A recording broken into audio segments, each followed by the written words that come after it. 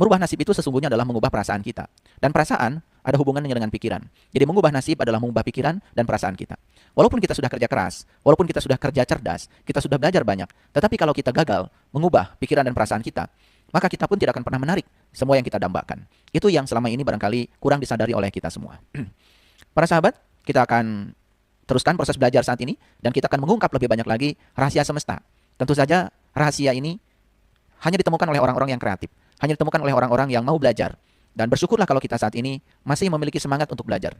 Karena semangat untuk belajar akan membuat kita menjadi selalu cerdas setiap saat. Karena kebodohan itu sesungguhnya terjadi pada saat kita berhenti belajar. Sebelum saya meneruskan kajian kita selanjutnya, tentu saja seperti biasa saya akan mereview beberapa hal penting yang sudah saya sampaikan pada kesempatan sebelumnya. Di kesempatan sebelumnya saya berbicara tentang titik kritis. Jadi titik kritis ya. Jika kita sudah memberikan lebih dari 50% pikiran dan perasaan positif, kita sudah melewati titik kritis.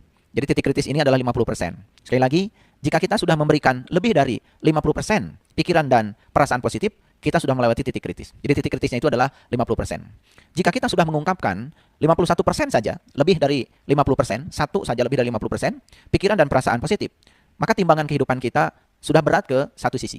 Nah, kalau timbangan kehidupan kita sudah berat ke satu sisi, yang positif, tentu saja disinilah ya awal kebangkitan keberlimpahan.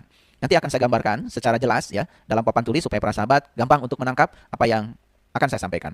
Saya juga akan menyitir beberapa ayat Al-Quran ya, dan kita buka rahasianya karena banyak sekali di Quran itu cerita tentang timbangan. Timbangan kebaikan ya. Ada yang timbangan kebaikannya banyak, ada yang timbangan kebaikannya ringan ya. Itu bahasa yang sangat luar biasa kalau kita ungkap kedalamannya. Lalu yang kedua, perlu disadari oleh kita semua. Pernah nggak para sahabat mengalami sebuah pengalaman di mana mendapatkan hal yang menyenangkan susul menyusul? Jadi ibaratnya berkah itu tidak berhenti-berhenti, datang bertubi-tubi ya.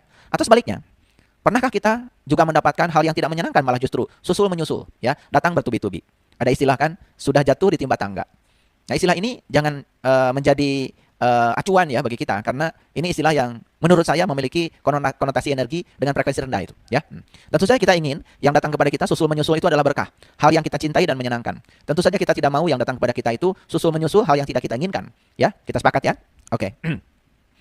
Jadi itu sebetulnya ya, susul menyusul kebaikan yang datang kepada kita atau susul menyusul hal yang tidak menyenangkan datang kepada kita, itu artinya sebetulnya hukum tarik menarik sedang bekerja. Nah, dan siapa yang mendatangkan hal baik susul menyusul kepada kita atau hal yang kurang menyenangkan susul menyusul kepada kita, sebetulnya magnetnya adalah diri kita sendiri. Di kajian sebelumnya saya sudah menyampaikan bahwa sesungguhnya diri kita ini adalah semacam benda magnetis yang siap menarik semua yang ada di sekitar magnet itu yang terpengaruhi oleh medan magnet kita sendiri ya.